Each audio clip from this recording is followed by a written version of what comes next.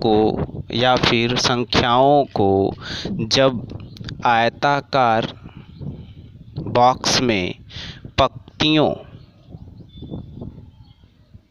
और स्तंभों के रूप में व्यवस्थित करते हैं तब इसे आव्यूह कहते हैं। आव्यूह के प्रकार ये तो आपको समझ में आ ही गया है।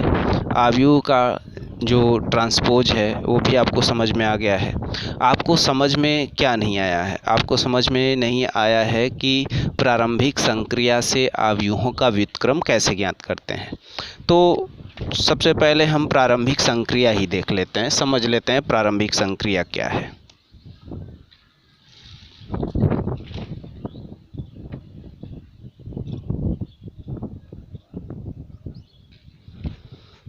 प्रारंभिक संक्रिया आप जानते हैं कि गणित में प्रारंभिक संक्रियाएं होती हैं जोड़, घटाना, गुणा और भाग। सब जानते हैं जोड़, घटाना, गुणा और भाग। जैसे आप बुक्स में पढ़ेंगे तो लिख देगा कि पंक्ति को हम किसी अचर संख्या से गुणा कर सकते हैं, किन्हीं दो पंक्तियों को जोड़ सकते हैं, किन्हीं दो स्तंभों को जोड़ सकते हैं वगैरह वगैरह 3 4 5 नियम आपको लिख देगा बुक्स में। तो समझ में नहीं आता कि आखिर ये है क्या। मैं आपको समझाता हूँ। देखिए, प्रारंभिक संक्रिया सबसे पहले आप जान लीजिए कि गणित की प्रारंभिक संक्रिया जोड़, घटाना, गुणा और भाग है। जोड़, घटाना, गुणा और भाग है। और हम जानते हैं कि अगर हम किसी संख्या को या फिर कोई समीकरण हम लिख लेते हैं गणित में इधर में, तो इसको हम LHS कहते हैं और इधर में ये RHS हो जाता है।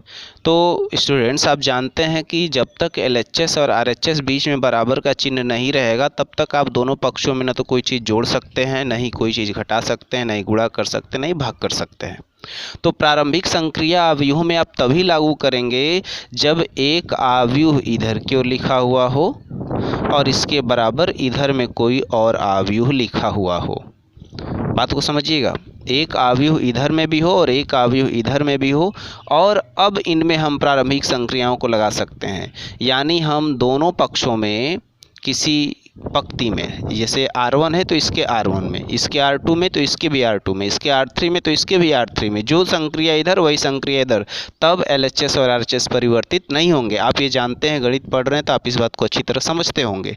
तो दोनों पक्षों में किसी भी पंक्ति में, ध्यान रहे, दोनों पक्षों में किसी भी पंक्ति में अचर राशि से गुणा कर सकते हैं। जैसे अगर हम लिख दें कि R1 टेंस टू 3R1, यानी कि इसके भी R1 में 3 का गुणा करेंगे और इसके भी R1 में 3 का ही गुणा करेंगे, तब न दोनों बराबर रहेंगे। ऐसे ही मान लीजिए कि अगर हम लिख रहे हैं कि R2 plus R3, R2 tense to, यानी हम इसके R2 के जगह R2 और R3 को जोड़ करके रखेंगे तो इधर भी इसके भी R2 के जगह R2 और R3 को जोड़कर रखेंगे। तो ये होती है प्रारंभिक संक्रिया। घटा के रख सकते हैं, जोड़ के रख सकते हैं, गुणा करके रख सकते हैं। तो प्रारंभिक संक्रिया ये तभी लागू होती है जब आप दो पक्षों में LHS RHS दोनों में दो आव्यूह लिखे हों, मैट्रिक्स लिखे हों, तब जा कर के प्रारंभिक संक्रियाएं दोनों पर एक साथ अप्लाई होती हैं। इसी को बोलते हैं प्रारंभिक संक्रिया। पंक्ति या स्तंभों को जोड़ा या घटाया जा सकता है। इस तरह से ये प्रारंभिक संक्रियाएं हैं। अब प्रारंभिक संक्रियाएं लगा करके हम अगर आव्यूहों का व्युत्क्रम ज्ञात करते हैं तो कैसे ज्ञात करते हैं, इसके लिए भी कुछ बातें हैं, देख लीजिए, समझ लीजिए। हम जानते हैं कि कोई भी आव्यूह यदि हम लिख दें तो यह जो होता है इसमें जो संख्याएं आएंगी यह मुख्य विकर्ण होता है। बाकी इधर में जो भी संख्याएं हों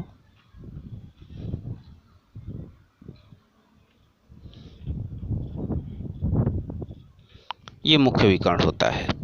ठीक, तो अभी आपने देखा कि ये जो प्रारंभिक संक्रियाएं हैं वो हम आर पर यानी कि रोज़ पर भी लगा सकते हैं और सी पर यानी कि कॉलम पर भी लगा सकते हैं।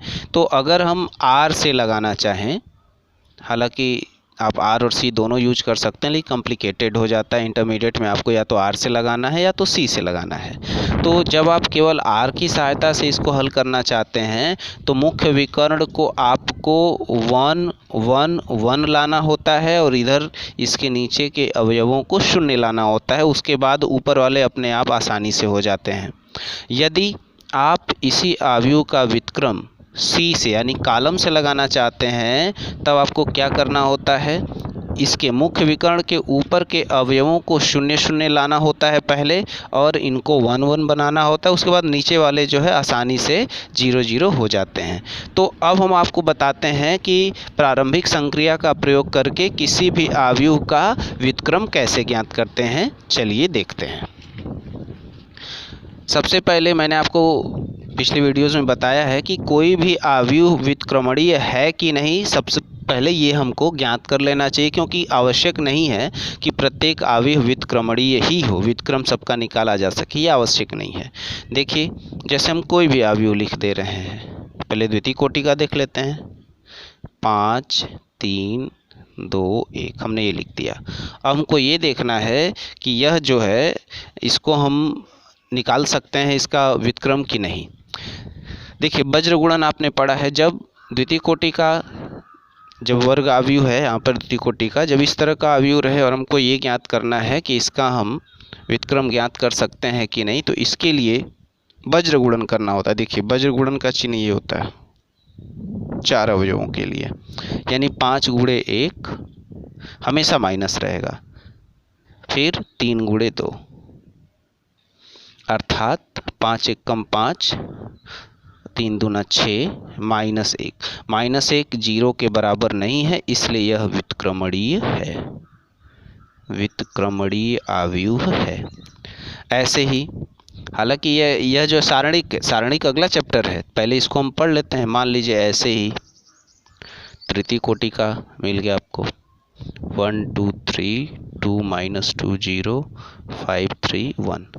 तो घबराने की बात नहीं, इसके बाद जब सारणी का चैप्टर हम पढ़ाएंगे, सारणी को आसानी से आपको समझाएंगे। ये R1 R2 R3 चाहे C1 C2 C3 किसी पर भी हल कर सकते हैं। देखिए, R1 पे हल करते हैं। यहाँ पे ये R1 है 1 2 3, पहला चिन्ह होता है प्लस, फिर होता है माइनस, फिर प्लस माइनस प्लस माइनस, फिर प्लस माइनस प्लस, ये चिन्ह होते हैं इसके। देखिए, तो हम 1 के बेस पर करेंगे, 1 ले लिया, R1 के बेस पर करेंगे।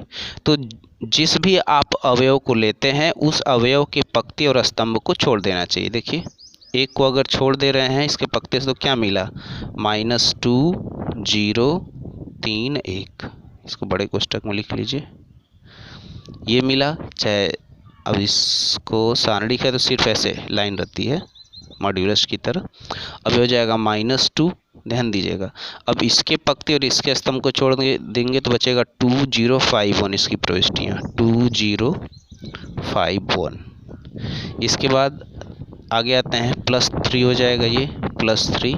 तो अब इसके पंक्ति और इसके स्तंभ को छोड़ देंगे तो 2 -2 इसकी प्रविष्टियाँ हैं और 5 3 इसकी प्रविष्टियाँ। इसको हल कर लीजिए।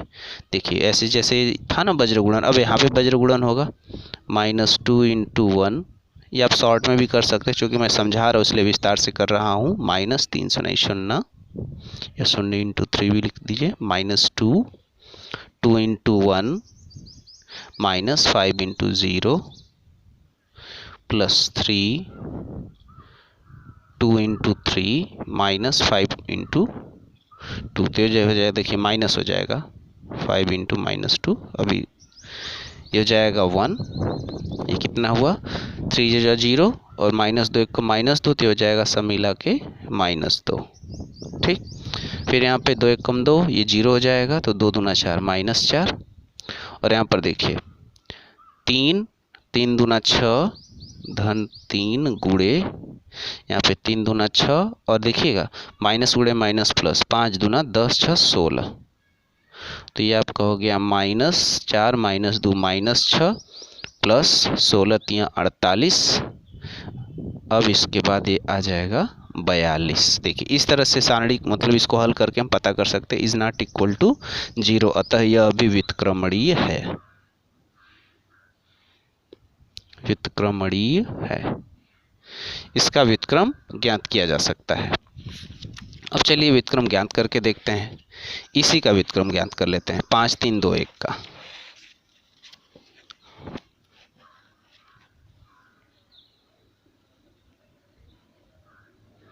A इज इक्वल टू है 5 3 2 1।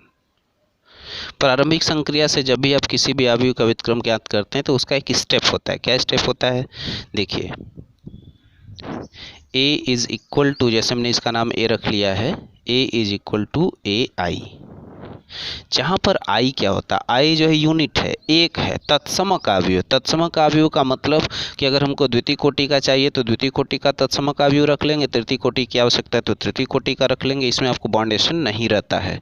तो क्या करते हैं कि इधर लेफ्ट साइड वाले अवयव को लिख लेना चाहिए 5 3 2 1, और इधर में इसको A ही लिखना चाहिए। इसके अवयव को इधर लिखना चाहिए, इधर में A लिखना चाहिए, और I को अवयव के रूप में लिख देना चाहिए। जैसे द्वितीय कोटि का अवयव हमको चाहिए तो 1 0 0 1। अब इन्हीं दोनों पर प्रारंभिक संक्रियाएं लगेंगी, और देखिए क्या करना होता है कि प्रारंभिक संक्रियाएं करके ये जो A है इसको I में परिवर्तित करना होता है, और इधर में A को तो A ही लिखना है, और ये जो I है यह परिवर्तित होकर के यह कोई अन्य अवयव बन जाएगा। मान लेते हैं B। अब ये जो A लिखे हैं हम, अगर A को इधर लाते हैं तो ये यूनिट है, एक है, 1/A का मतलब A इनवर्स हो जाएगा, तो A इनवर्स बराबर B। इसी तरह से ये स्टेप फॉलो करना होता है। इसी को बस करने में आपको दिमाग लगाना है, क्योंकि प्रारंभिक संक्रिया जोड़ घटाना गुणा भाग बहुत ध्यान से करना होता है। चलिए देखते हैं। ये आसान है, द्वितीय कोटि का है। पहले फॉर्मेट इसका लिख लेते हैं। देखिए ये ऑलरेडी एक तो है ही, केवल इसको एक लाना है। तो इसको एक लाने के लिए क्या करेंगे, इसमें 1/5 से गुणा कर दीजिए, यानी ये R1 है, R1 टेंस टू 1/5 R1। अब चूंकि 1/5 का गुणा करें तो इधर इधर दोनों में कर रहे हैं, इसलिए कोई परिवर्तन नहीं होगा, यानी कि हमारा सवाल सही है। ये 5 का 1/5 का गुणा करेंगे तो हो जाएगा 1, ये हो जाएगा 3/5, ये 2 और 1, यहाँ पर ये हो जाएगा 1/5 0 0 1। ऐसा केवल R1 के साथ किया गया, इसलिए R2 को ज्यों का त्यों लिखे हैं। अब इसके बाद इसको शून्य लाना है, तो देखिए ये 1 है ही, ये 1 है, इसको शून्य लाना है, तो इसको शून्य लाइए। तो इसको शून्य लाने के लिए हमको क्या करना है, देखिए आप और भी तरीके हैं, मैं ये नहीं कह रहा हूँ कि इसी तरीके से हल कर सकते हैं, और भी तरीके। आप क्या करते, पहले यहाँ पर शून्य लाते, उसके बाद जो है इसको 1 करते। हमने 1 कर लिया, अब इसको शून्य लाने जा रहे हैं, तो यहाँ पे हम फॉर्मेट लिख लेते हैं।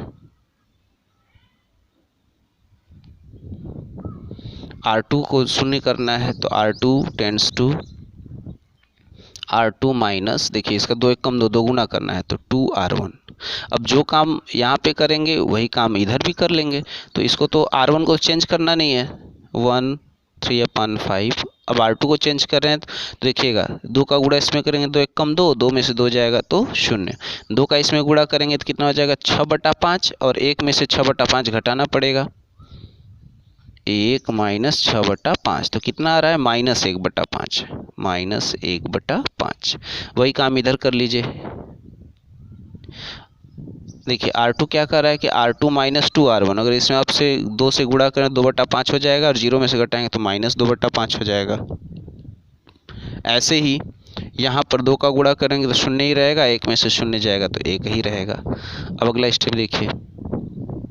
अब अगले स्टेप में हम क्या कर रहे हैं, इसको 1 करेंगे फिर से,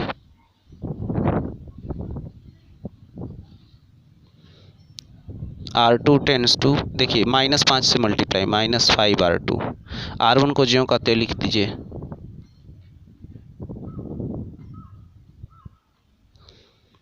यहाँ पर -5 से हो जाएगा 1, -5 से मल्टीप्लाई करेंगे तो हो जाएगा 5 से 5 कट जाएगा 2, और हो जाएगा -5। देख लीजिए, -5 से मल्टीप्लाई करेंगे। अब इसके बाद इसको शून्य लाना है, तो शून्य कैसे लाएंगे, अगला स्टेप देख लीजिए।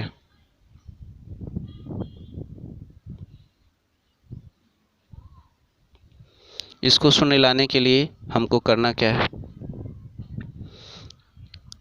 R1 tense to R1 minus, देखिएगा 3/5 में से 3/5 को घटाना है, एक है तो एक को 3/5 करने के लिए 3/5 से गुणा करना, 3/5 R2। देखिए 3/5 जीरो में मल्टीप्लाई करेंगे जीरो रहेगा इसलिए 1 रहा, 1 में मल्टीप्लाई करेंगे 3/5 माइनस कर लेंगे जीरो रहा, ये हो जाएगा 0 और 1। सेम यहाँ पे देखिए R1 के जगह 1/5 है, जहाँ पर भी कैलकुलेशन थोड़ा हो कर लेना चाहिए बाहर। R1 के जगह 1/5 है माइनस 3/5 R2, देखिए 2 से मल्टीप्लाई करेंगे R2 2 3 6 माइनस 6/5, 6/5 तो इतना माइनस 5/5 यानी -1 और ये रहा 0 माइनस 3/5 करेंगे -5 से गुणा तो 5 से 5 कट जाएगा +3 हो जाएगा, यानी यह हो जाएगा +3 और R2 को वैसे ही रख लेना है 2 और -5। अब आप देख सकते हैं कि यहाँ पर ये क्या हो गया, ये हो गया I और ये है A, तो A को इधर पक्षांतर कर देंगे तो I/A और ये हो जाएगा 1 3 2 और -5 इसकी प्रविष्टियाँ। इसी को हम लिखते हैं क्या, A inverse is equal to 1 3 2 और -5। ये हुआ आपका आंसर।